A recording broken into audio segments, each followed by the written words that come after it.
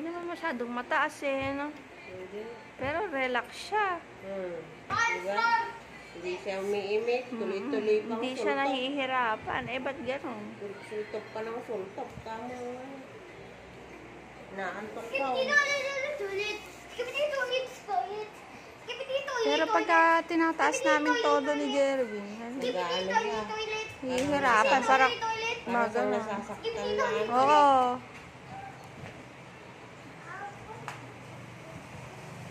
Tinitigil niya. Katulad kanina, para siya nasaktan nung pinadede ko ngayon, nung kanina. Ayaw niya mag-burp. Baka lalo I-try ko. mahirapan sa ganun. Pagdadali na ng ano na, pagdadede. Tingnan mo hindi siya di ba? Trip na trip lang niya, Nakakatulog pa sa maayos. Kaya ako ngayon, Alam ko, normal lang. Pagka kasi tinataas ko siyang ganyan, yung higop niya, iba. Parang nahihirapan. Nahihirapan? Hindi naman. Basta Kaya yung nga. ilong niya, Oo nga, kaya nga. Hindi naman. Nahihirapan yata siya na masyado nakaupo, siya, ano? yung dibdib pa lang, kumakalabog-kalabog na ng gano'n. Hindi, tsaka yung higop niya. Maingay. Tinutulugan niya. Mama! Sige, sirain mo yan. Sirain niyo yan. Hindi naman masyadong mataas, pero nakakadede naman siya. Basta't nakaangat lang yung ulo, okay lang yun. Basta Kasi naman, yung turo naman sa amin kasi dun sa komportable. hospital itaas nyo po yung parang nakaupo na po si baby. Sabi nga nila, hindi lahat ng ano ng doktor. Pare-pareho.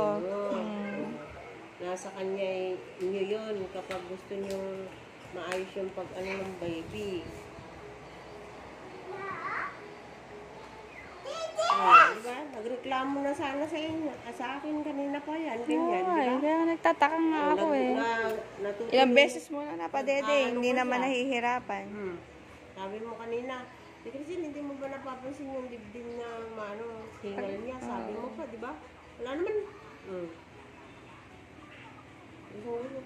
Sultok. Wala kang tunog. Oo nga. Hindi ka gaya na singaw na yon. Nakakapala siya ng singaw ng hangin. Ganun siya.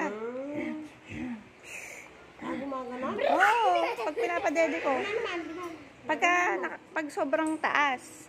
Kasi sobrang taas kasi ginagawa ko Yung parang nakaupo siya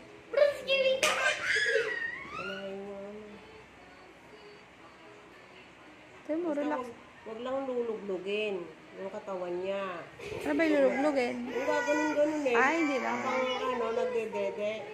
Wag, kasi nga, parang naaalog lang yung niya, pagkain niya, kung bakit sa Alam mo, siya mismo, ginaganyan ko lang para umano yung bunganga niya. Tingnan mo, relax siya, Wala naman, diba?